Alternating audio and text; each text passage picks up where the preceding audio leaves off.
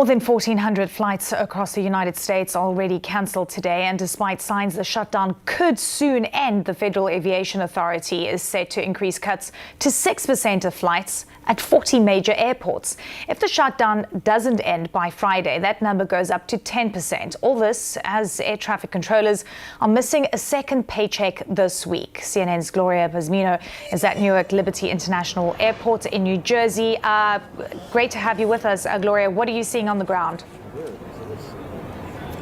Well, Eleni, we've talked to some travelers here today who have come prepared. They know that the prospect for cancellations is a possibility. So some of them are showing up to the airport early, and they're also coming prepared. Many of them told us that they had actually rearranged their travel plans, knowing that travel cancellations are likely to get worse later in the week. Now, even as the end of the government shutdown appears to be near after the vote that took place on Monday night, this is still going to continue because there is a mandatory emergency order by the FAA to scale down flights across 40 major U.S. airports. Now, that scaling down is beginning at a 6% today, and that's going to grow as the week goes on, eventually to 10% on Friday. So I spoke to some people who told me that because of that, they actually moved their plans up so that they could get out to where they are going on time. Take a listen to some of the travelers who spoke here today.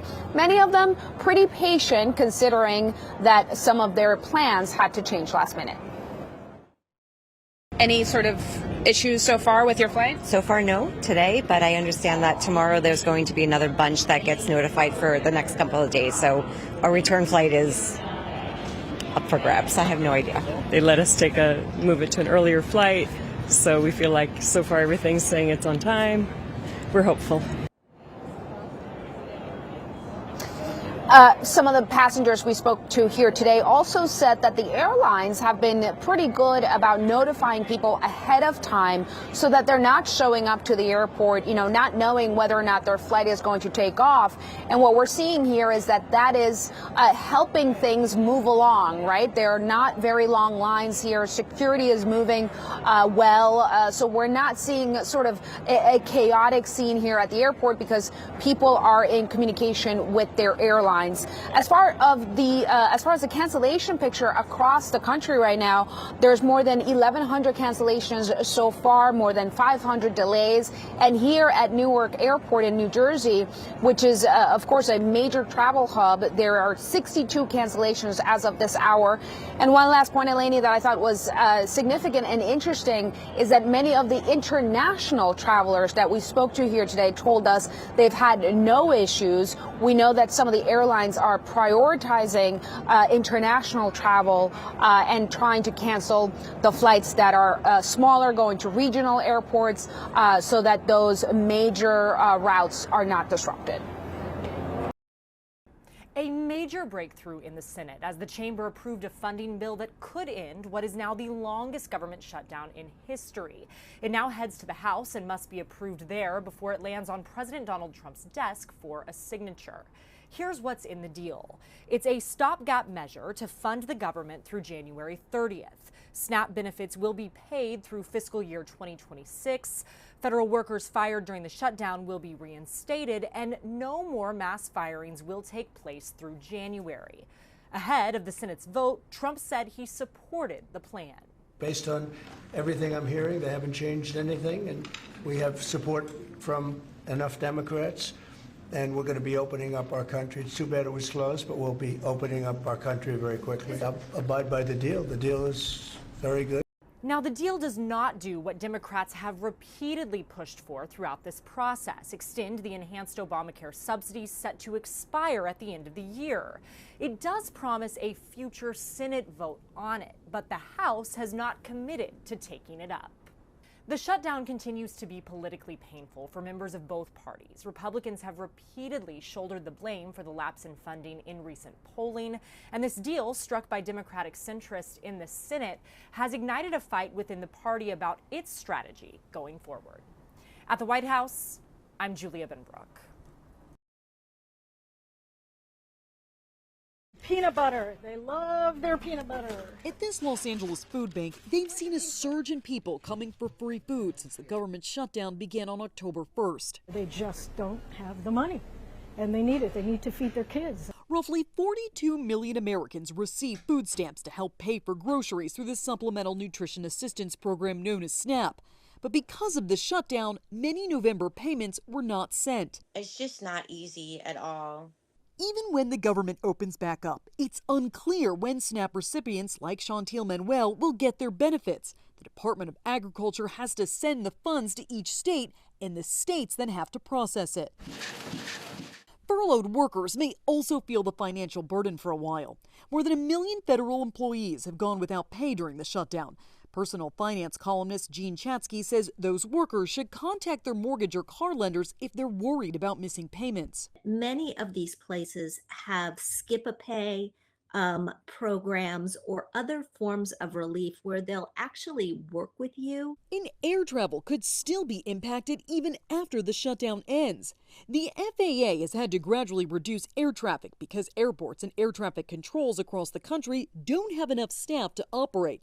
It's caused mass flight delays and cancellations. But even before the shutdown began, there was a shortage of air traffic controllers. I used to have about 4 controllers retire a day before the shutdown.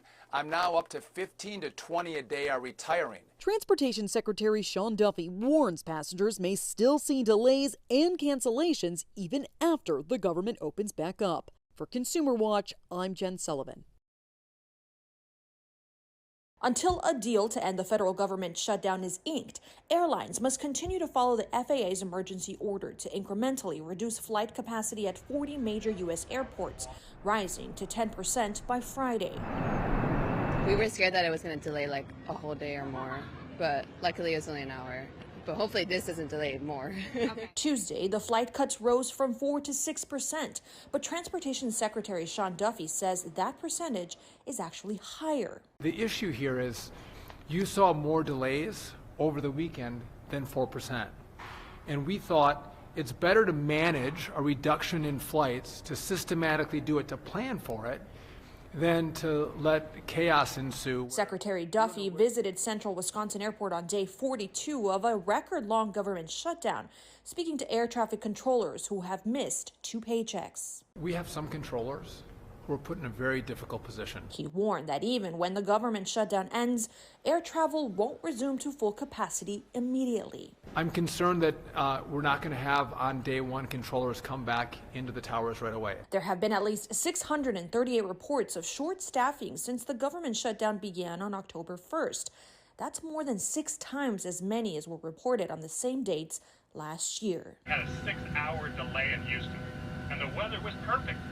It's because the air traffic controllers aren't getting paid. I'm Maribel Gonzalez reporting.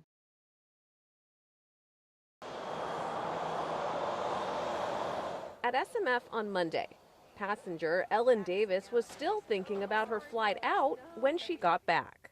We left Thursday to fly to for a wedding in Virginia. So from Sacramento out at 5:20 in the morning to Las Vegas. That was smooth, flawless. We got there. We were about to take off, and they stopped it and said, folks, we have to go back. It'll either be 10 minutes or 2.5 hours.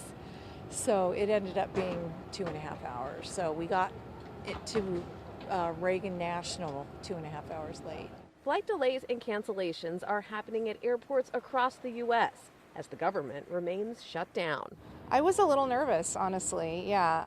The FAA has reduced the number of flights in the air in an effort to ease the burden on air traffic controllers.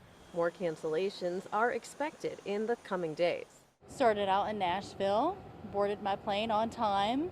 There was like a 15-minute delay, but not anything unusual. Landed in Kansas City, was there for a little layover. Got on my plane to here, and here I am. While SMF is not one of the airports feeling the brunt of the impact of the shutdown, officials are still encouraging travelers to give themselves some extra time. And for flyers like Davis, she says it seems people are doing so and taking any travel challenges that may arise in stride. I think people are in good spirits. It's almost like what choice do you have? You have to just deal with it. The point is to get there safe and get home safe, and that's what happened.